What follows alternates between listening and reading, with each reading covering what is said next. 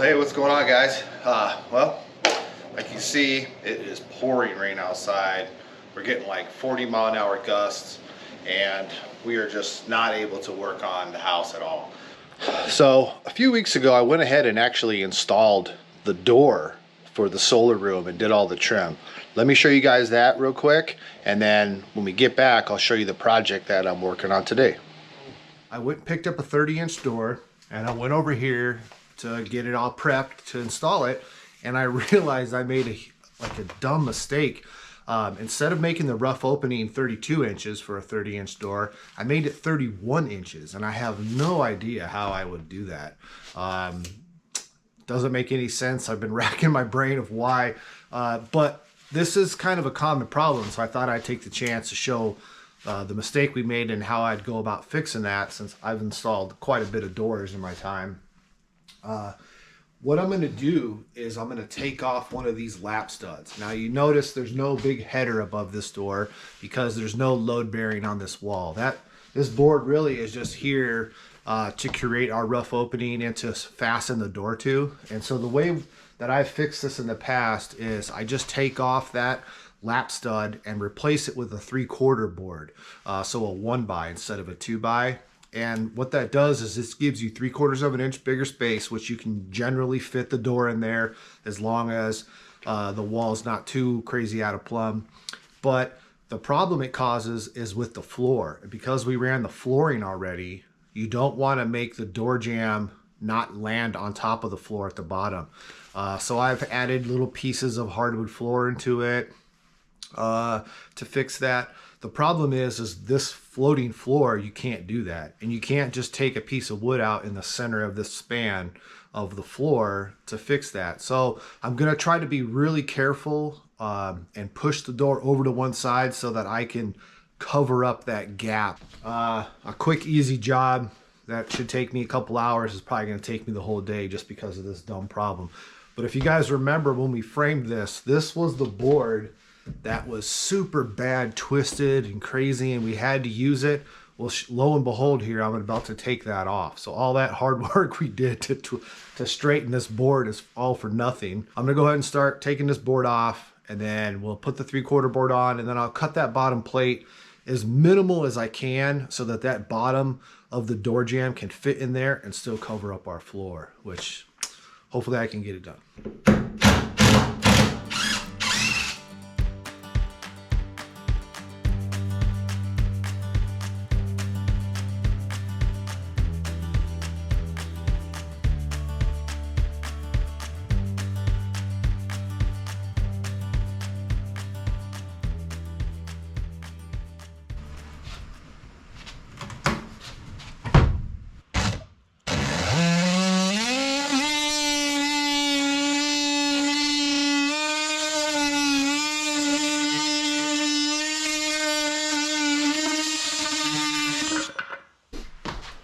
All right,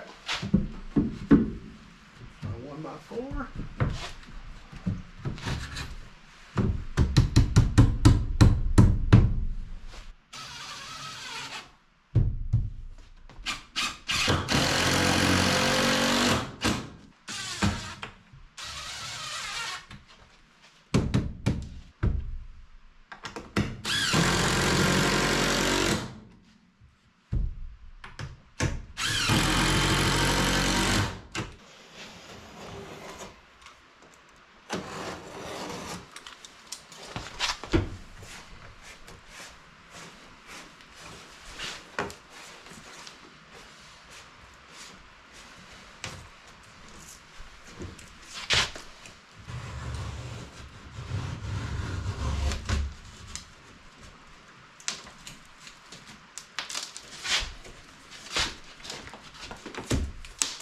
All right, got it opened up. Let me just clean up and I'll grab the door.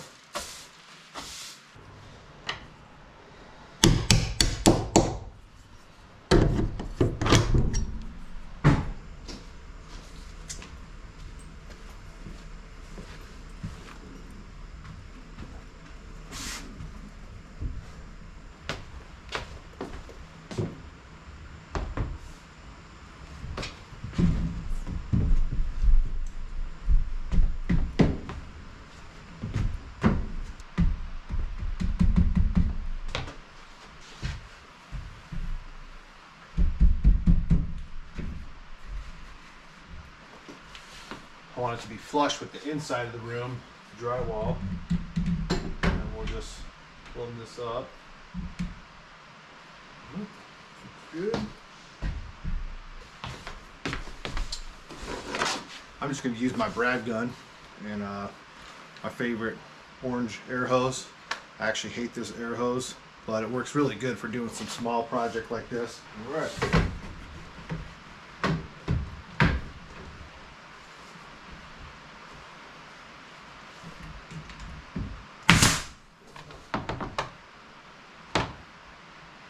Looks like the hinge has a little screw poking out that's actually holding me out from getting close to the framing.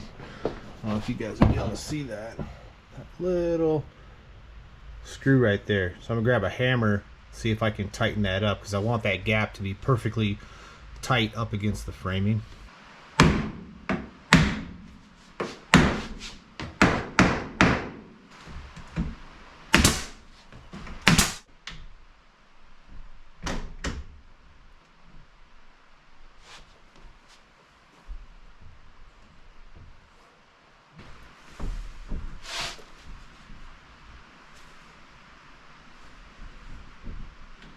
All right, I like that. Let's throw in the nail right there.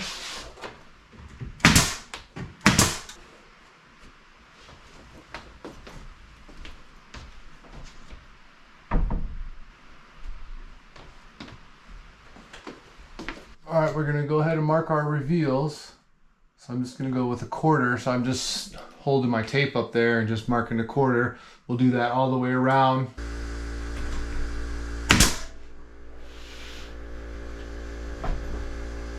Alright, so we'll just follow the marks down, nail it on. Pretty good. Let's lock this miter in.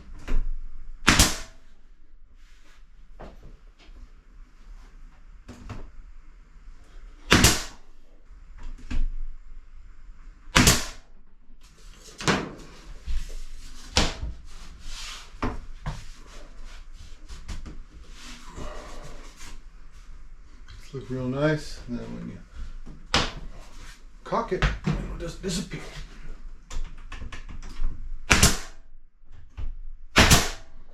All right, so the door trim's all good. Let's go ahead and tackle this base. Now that we have the trim down, we could run our base into the trim. It is gonna be a little tricky because I have a lot of stuff in this little room. I left this shelf, which talking with Tanya, we're gonna replace this shelf with something that's not so deep. This is like 2 foot deep, and I think we'd rather have something that's like 1 foot deep, or maybe make some custom shelves or something in here just to make the room a little more functional. Maybe not have it be 4 foot, have it be 3 foot. This is just what we had laying around, so we just went ahead and used it. This is gonna go in that room that we laid the flooring down. Once we do the cold room over there, we're gonna have a bunch of shelves like this to stack all of our canning stuff, all of our garden stuff. This is going to be kind of what this shipping container is going to be for.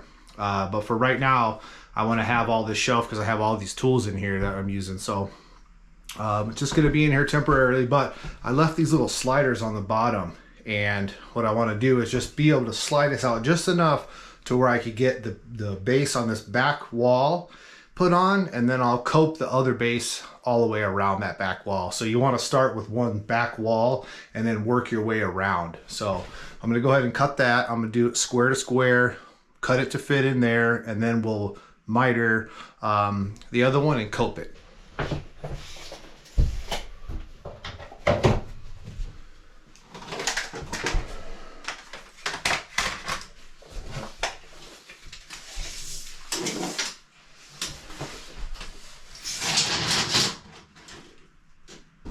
If I can squeeze this in here.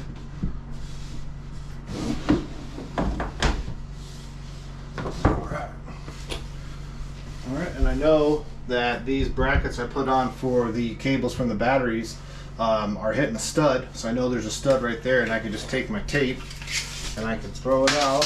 Since we put these 16 on center, I could line up where these are in a line, put that on one of these red numbers on my tape, and I know every 16 inches I'm going to have a stud. I can push this trim down, nail it on.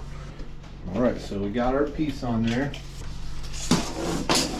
I'm just going to butt it into that wall, and then we're going to measure the short point of this. So it's 70 and 3/8. All right, so we got our board here, and I went ahead and squared one side. I'm just going to hook on that. Now I'm going to go over and mark 70 and 3/8 like we had, just right on the face of the board. This is going to represent our short point of the board. Now, if your base is too tall, you'll have to bevel your saw, but if you could stand your trim up, you just have to 45 this. So I'm just going to set this on a 45, and then we're going to 45 this, but leave this line. So this is going to be our short point of this beveled angle right here.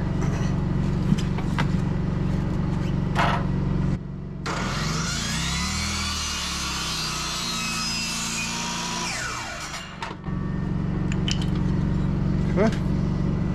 See, there's the line. Okay, now that you have that beveled, I like to flip the board upside down and do a back bevel on this. I don't know, like 6 or 7 degrees. It just helps you not have to cope so much of it. And then your saw, you could usually just use that same line, and just, you want to cut it nice and straight right down that line that the short point created by 45 in your board.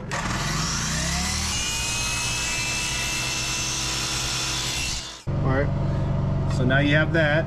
Now what you need is a coping saw, and it's just a really thin hacksaw blade that's made for wood. So you're just going to come over here and just have this coping saw just follow that edge that you created by cutting a 45 on this board. Go real slow.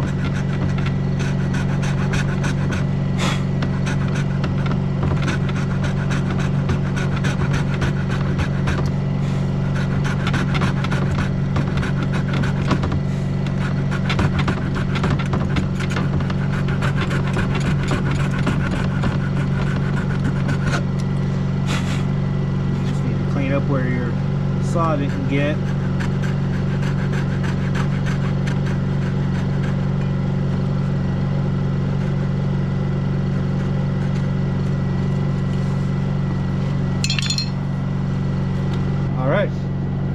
And there's a coped piece of base. Let's go throw it in. All right, let's see if we can get this in here. All right, let's see how we did.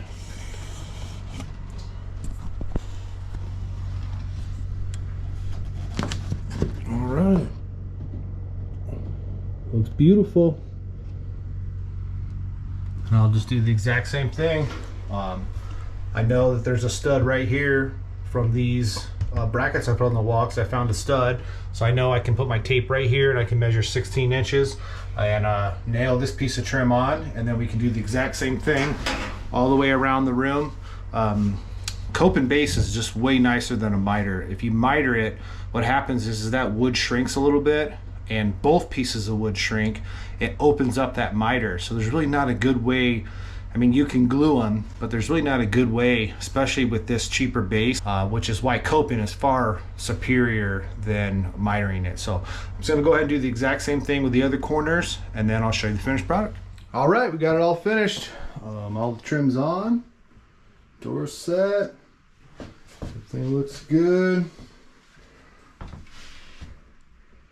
Like I said, this shelf's gonna have to get out of here, but all in all, turned out pretty cool. All right, so now that we have this door in place, we've actually been using a space heater inside the solar room to kind of keep our batteries warm. That's one thing with lithium ion batteries, is you want to keep them not too hot and not too cold. They don't have to be like a certain temperature. You just want to kind of protect them from the extremes. But so we've been using a space heater in there for that. And right now I'm just using a glove to keep the hole for the doorknob, to keep the air from leaking out. And so I want to go ahead today and install a doorknob on there. And we've had this doorknob from back in Michigan, we actually replaced all of our doors with new knobs, and we decided that we wanted to have a lockable door with like an actual key, like an exterior lock. So we ended up buying a new one and switching it with this one. This is just a privacy lock. It just has a push pin like you'd use for a bathroom or something. And so we're like, we'll use it sometime, you know how we are. And so we've been saving it. Now is like the perfect opportunity to put that in there. So I'm gonna go ahead and install that. Since we can't be outside, let's tackle some of these projects inside. All right, so hopefully I have all the parts for this lock. Like I said, we've been saving it for quite a while, so we'll check it out. So we have the workings that go into the door, and then here's our strike plate, and it looks like I have 4 screws in there, so that'll work out perfect. Yep, the 2 long screws put the lock together. The solar room has worked out really good. I'm really impressed with how just everything came together. After putting the door in here and getting the trim on there, it really makes it look nice. And now that we have the electric hooked up, we can just turn the light on in there. We have a plug-in in there, and so I think we're going to take the opportunity to start all of our seeds in there. Because we have that shelf, I've been slowly cleaning it off as I've been doing my wiring for the barn here. And I can go ahead and hang some grow lights from there, plug in our heat mats, and we can just utilize that room instead of using that back window in the RV. We did that last year. I kind of rigged up a couple little shelves for us to sit in there, and though that worked fine, we had to move everything that we normally keep there and put it somewhere else, and it just was not conducive for us to live in the RV and have that stuff in there. So we're going to take the opportunity to have in this room that we can heat. We can go ahead and crank the heat up a little bit and start using this room for more than just housing our batteries. So it's been really nice to have a room that we can use for multiple things and keep it a little bit warm, because like I said, this barn is not super warm. But these handles are really cool, and they're actually reversible. There's a little button here you push, and you could actually flip this around, so this could go for a left or a right-handed door. But I'm gonna go ahead and put it in. So you just want to make sure that you put the right one inside and out. So usually it's the one without the holes for the screws goes on the outside, so it looks nice. The solar's been working out really good. We've actually started using our big fridge and freezer. Let me show you guys that. It's turned out really nice. I think we showed you the beer fridge all finished up and stocked full. We actually turned off the RV fridge. That's completely empty, cleaned out now. That thing runs on propane and electric. So by not having it in there, we save on propane, which we kind of use for heat, but we also save on electric, because that fridge in there, I think it uses about 350 watts continuously to run. It's insane. Whereas this fridge out here, I think when it's running, it uses 50 watts, and then it actually kicks down. And because it's so cold in the barn, it actually barely runs at all. Now that we have power running here, we went ahead and got our stand-up freezer running, which is so nice to have that. Tanya is, I don't know if you guys know this or not, but she's kind of a food hoarder, and which I love about her, because we always have something good to eat. But I bet you 6 months from now, that freezer will be completely full. That's how she likes to roll. Anytime there's a sale, we stock up on stuff. So it's been super nice having the freezer and the fridge out here. We're almost used to coming out the door to get food instead of going to the fridge in the RV, which you've been using for a couple years now. Throw this lock in here. I actually picked up a sweep as well for this, and I'm not sure if I want to put it on the inside or the outside. I feel like it would do better on the outside. It would, actually be able to cover the whole door. Whereas if I put it on the inside, because this door opens out, I would have to have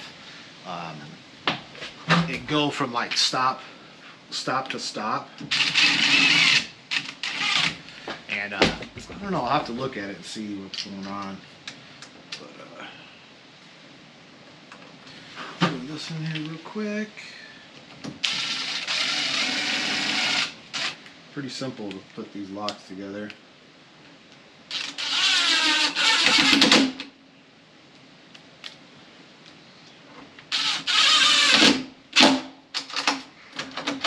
I always want to double check, make sure that it doesn't bind or anything. It's nice and tight. So now all we gotta do is just throw this strike plate in, and we'll have one project knocked off. I like to put only one of these on.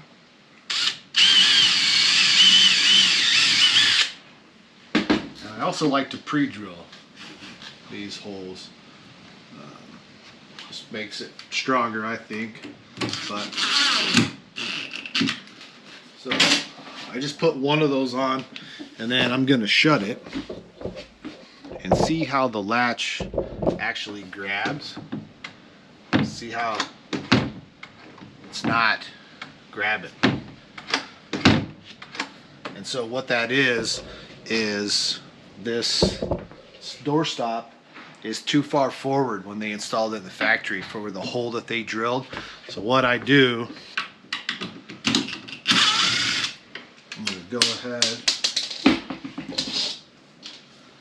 and move this out.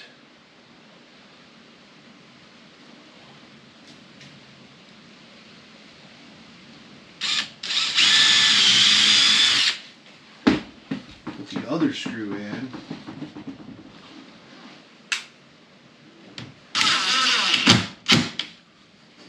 Now there's kind of a little gap right there where the stop is, which is fortunate, but now it's grabbing. So that feels really nice. You could take this stop off and move it over, but you know, I think that's going to be fine. So now what I'm going to do is take a little piece of wood and stick it in that hole, put the screw in, and then the doorknob will be done.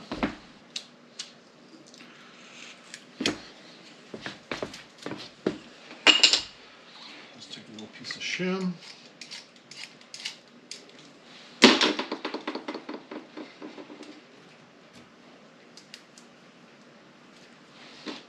I'm going to get it kind of tight. Trying to whittle this down so that it fits in there nice.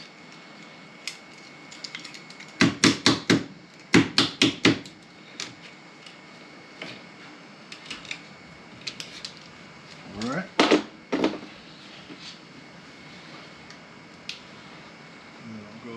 Put a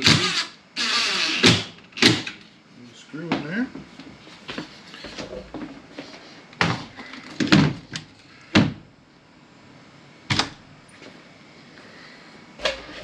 Alright, it's still not wanting to shut.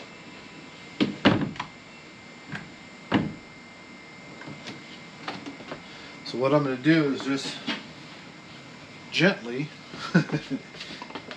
wherever there's a little staple that the factory stapled these on, I'm going to go ahead and just tap this with a block and just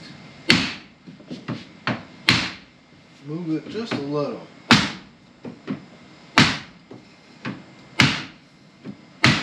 See if that does the job. All right, perfect. Now just a little gentle persuasion.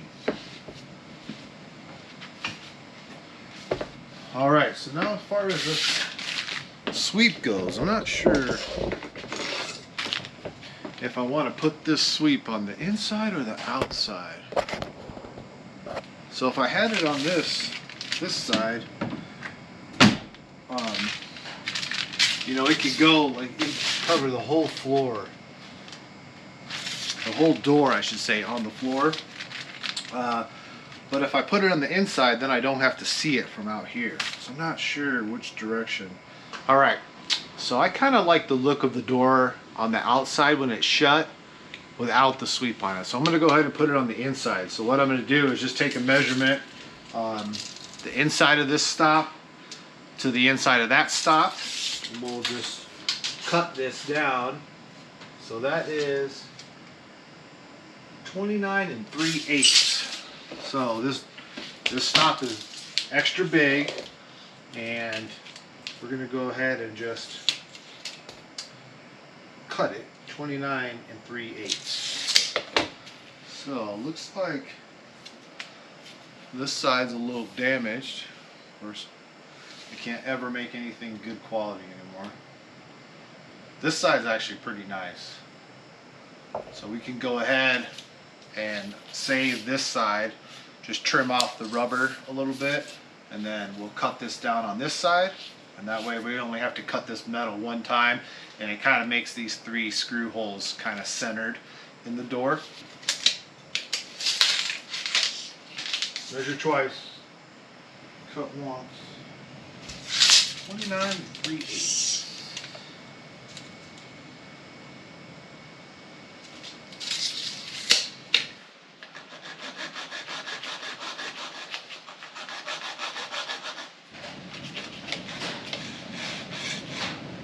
Hear that wind? Whew.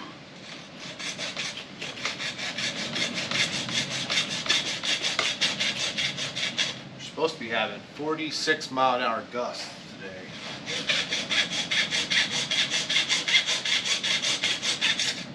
We're still not used to that.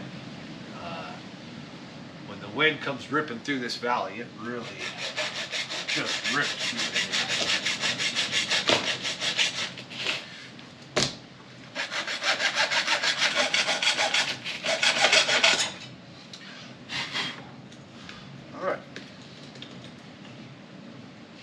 Through there. So now I'm going to take my knife, have that little shim that I used to plug that hole. I think I'm just going to go ahead and just put this down. Just kind of lightly score it, make sure it's straight.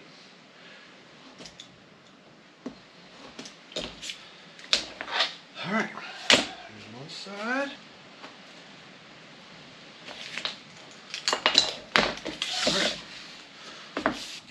Have it just touch the floor, not super tight, but I'm going to go ahead and pre-drill.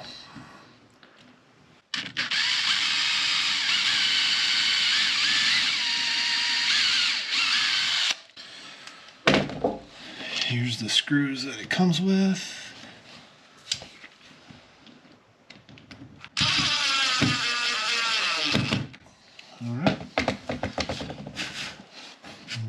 Put the other 2 on, see how it works.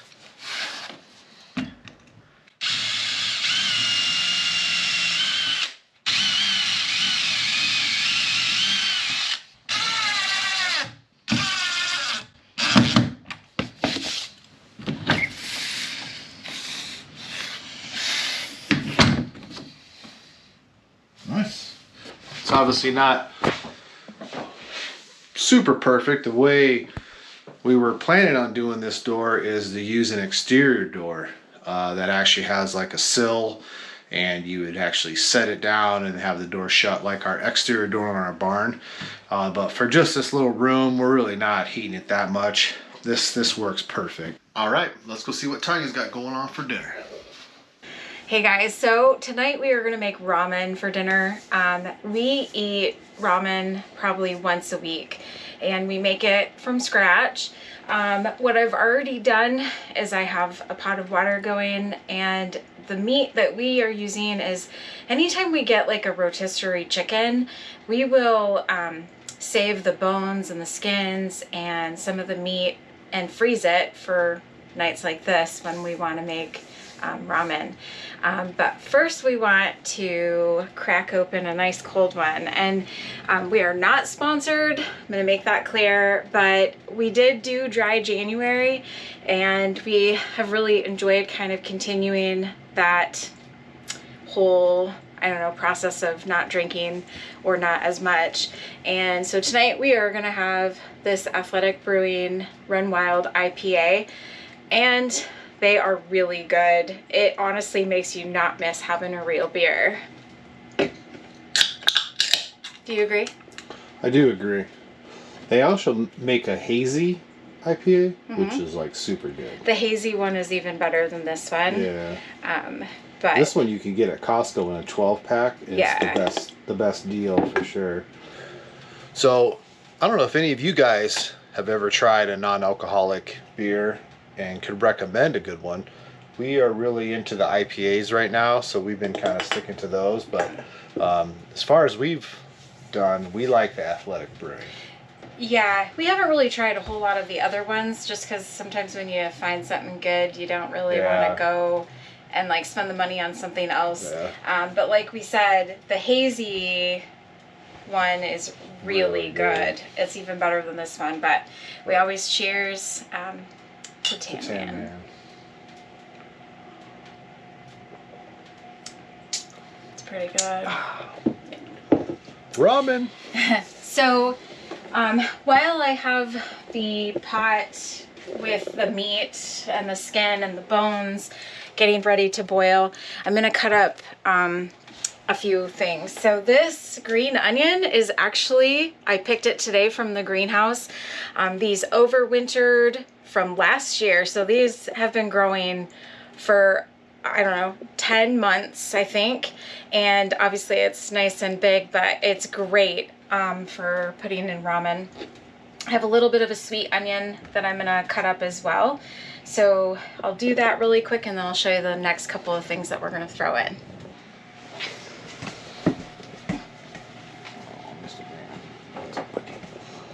What do you want for dinner tonight?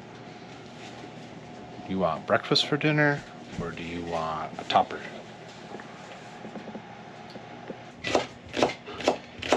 Another thing is I do not have a recipe that I follow. I make this enough that I just do everything the way my heart tells me to. So we use a lot of vegetables in here and a lot of stuff to flavor the broth. And we've come to, or we came to find a secret ingredient that we've been adding the last couple ones. So we'll show you guys that at the end. I have that in my compost bin. And I'm going to go ahead and add the onions right to the water. Now, as Levi mentioned, I think in another video, we have switched to using our electric cooktop. We just have it on top of our gas one that is in the RV. This has been great. The only problem I have is that it just doesn't heat up as quickly as when you use gas. So it does take a little bit longer to get stuff going, but we're saving on propane by like a ton. Yeah. So the special ingredient that we use in our ramen is this minced ginger. Now, I have a plan this year to actually start making my own, because this does have some stuff in it that I really don't want to include, which I can't read right now because I don't have my glasses on. But there's like sugars and stuff that we don't need to add in here. But for now, this is what we're going to use. So I also measure with my heart with this. We like a lot of ginger in the recipe, so I don't know, probably a good couple of tablespoons in there. And then we'll just give it a stir. As you can see, there's a chicken wing from the rotisserie chicken, some of the bones, there's skin in here, and here is a thigh. So it'll be plenty of meat to go into the ramen because we add lots of yummy things in there. All right, so I have let the chicken pieces simmer for probably about a half an hour now, and as you can see, the broth is a nice like cloudy color, and on some of the bones, I mean, you can see the meat is just falling off. So now what I do is I pull the chicken out, all the pieces. Try not to, oh, it's falling apart.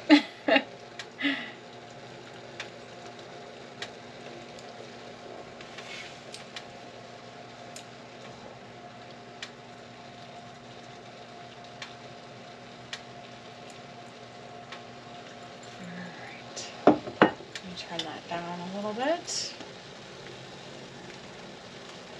All right. So I'm gonna let that chicken cool just a little bit so that I could pick it apart.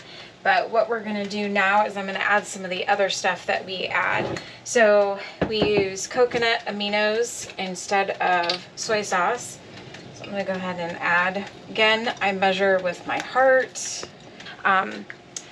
Sesame oil, I know this is really large, but we use a lot of sesame oil. We do a lot of like fried rice and stir fries and yeah, no, it's delicious. it is. It is delicious. And I do occasionally, I'll use some Better Than bouillon. If I had more time, I probably would have let the chicken simmer a little bit longer, but as we've said before, Levi and I are kind of like 5 o'clock dinner time people, and it's already... We're late. So I'll wait towards the end and then I'll see if it needs anything else. And I don't usually add salt until, you know, I feel like there's enough of the coconut aminos. That usually will add enough salt in there that I don't need to add anything else. So the next thing that I add is mixed vegetables. So you can use whatever you like, but we like to use this. So I will add that now. And we like ours to be heavy on the veg. I don't know, what do you think? Does that look like enough, or should I add some more? Maybe a little more? So I got a little more. All right. Maybe I'll just add the rest. Go big or go home, right? Yeah. All right. So I just wait for them to start to cook a little bit, and then we will add our ramen. And the ramen that we use is this one, Lotus Foods millet and brown rice ramen. We buy this at Costco. It is the best price, and we always stock up on it when it goes on sale. So we have like a couple more out on the pantry shelves in the barn. Oh, that's hot.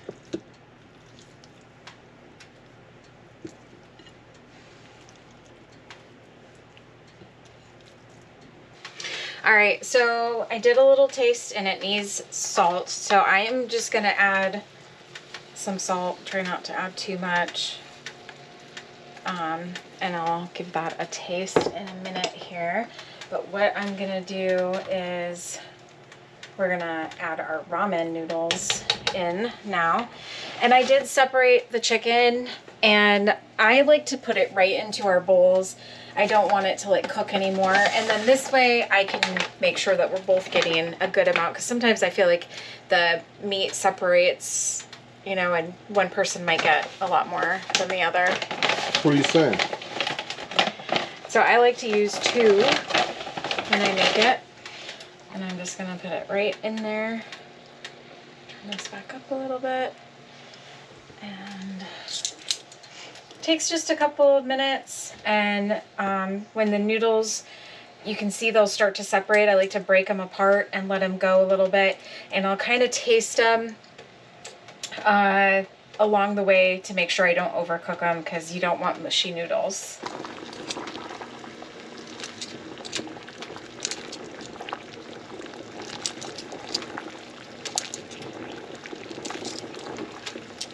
All right, so the noodles are just about done. And what we like to do is, I know a lot of people actually prefer to do hard-boiled eggs or soft-boiled eggs, but I like to actually like scramble, like mix the egg and then pour it in there similar to like an egg drop soup. We really love the texture and how hearty it becomes when you do that. And so these are our chicken eggs, which we have a very large abundance of. Yeah, like 4 dozen. Yeah. And my compost bin.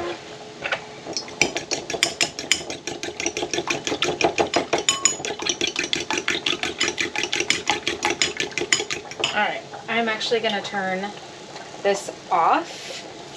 And one thing we also add is some shredded green cabbage or multicolor, whatever we have on hand. So I'm gonna do this first, actually. Let's see if I can do this without making a mess. I'm gonna move it off of the burner.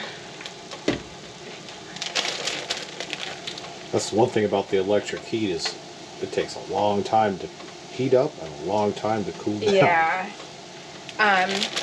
Now we like to put the cabbage in at the end because we really like the crunch aspect of it. So let me give that just a little bit of a stir. And then It smells amazing. it does smell really good. And then what I like to do is I will actually just pour it in kind of all around.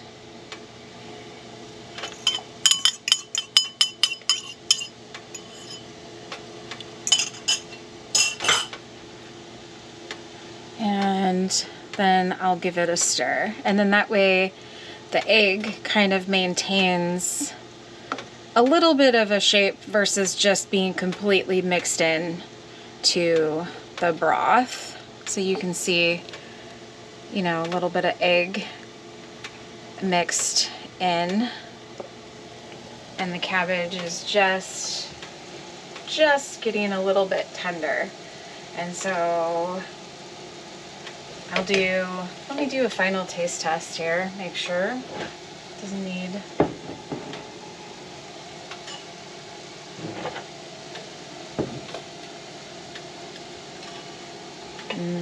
It's pretty good. All right.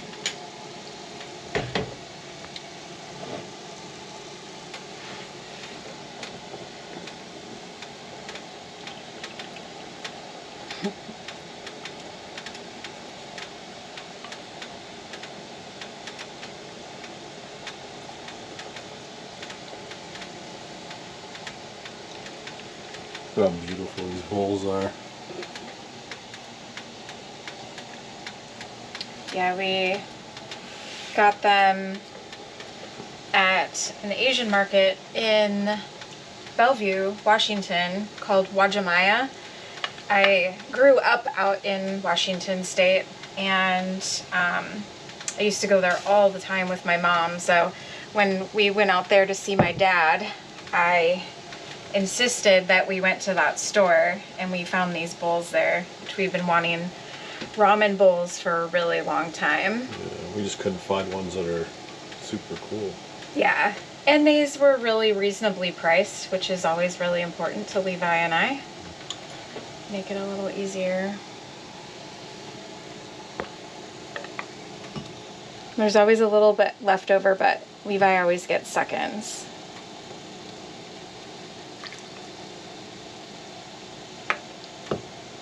Looks pretty good. Throw a little more on yours.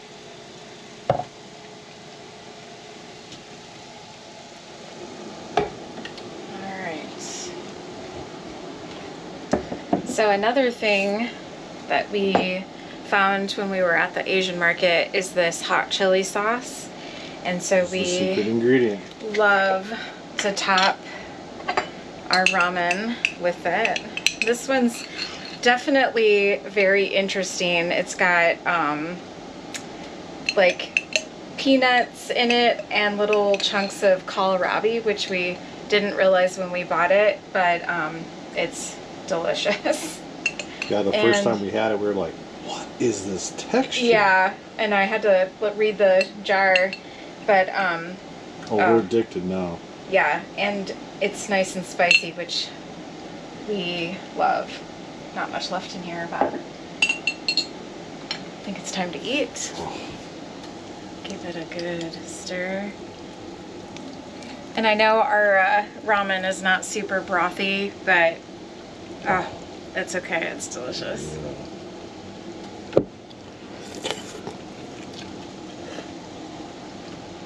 Oh. Mm-hmm. Yeah, that's good. So Anyways, thanks for hanging out with us, and that'll be it for this one. We'll see you in the next one.